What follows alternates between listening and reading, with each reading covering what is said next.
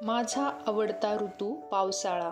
उन्हाळ्यातील खूप उष्णतेनंतर पावसाळ्यातील पावसाची चाहूल, हवेतील गारवा आणि पहिल्या पावसाच्या थेंबाचा स्पर्श हा माझ्यासाठी सुखद अनुभव असतो आणि त्यामुळेच मला पावसाळा हा ऋतू खूप आवडतो। पावसाळा हा शेतकऱ्यांसाठी अत्यंत महत्त्वाचा ऋतू आहे। तो शेतीसाठी जीवनदायी असतो।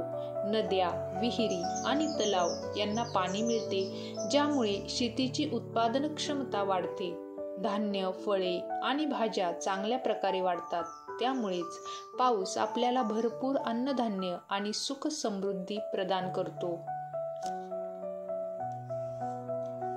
पावसामुळे निसर्ग जणू जिवंत होतो। सुकलेली झाडे हिरवीगार होतात।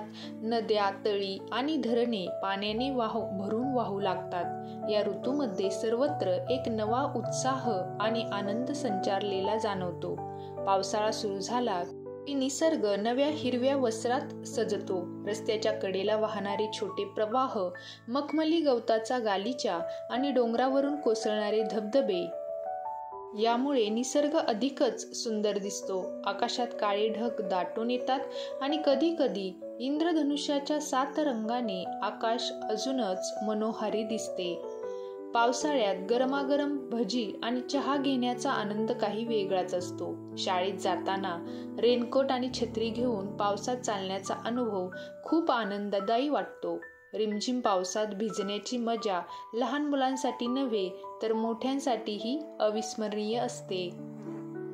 पावसामुळे काही अडचणीही निर्माण होतात। सततच्या पावसामुळे रस्त्यांवर पाणी साचते, वाहतूक कोंडी होते आणि काही वेळा पूरही येतो। तसेच पावसाळ्यात सर्दी, ताप, डेंग्यू आणि मलेरिया यासारख्या आजारांचा प्रादुर्भाव होण्याची शक्यता असते। पावसाळा हा फक्त एक ऋतू नाही, तर तो आनंद, उल्हास आणि नवसंजीवनी घेऊन येतो। तो निसर्गाला जिवंत करतो आणि मनुष्याला नवचैतन्य देतो। जरी पावसामुळे काही अडचणी येत असल्या तरी त्याचे सौंदर्य, त्याचा गारवा आणि त्याचा निसर्गावर होणारा सकारात्मक परिणाम यामुळे तो माझा सर्वात आवडता ऋतू आहे। म्हणूनच मी पावसाळा ऋतू येण्याची वाट पाहत असतो। निबंध आवडला असेल तर आपल्या व्हिडिओला एक लाईक आणि मी मराठी या YouTube चॅनलला सबस्क्राईब करायला विसरू नका। धन्यवाद।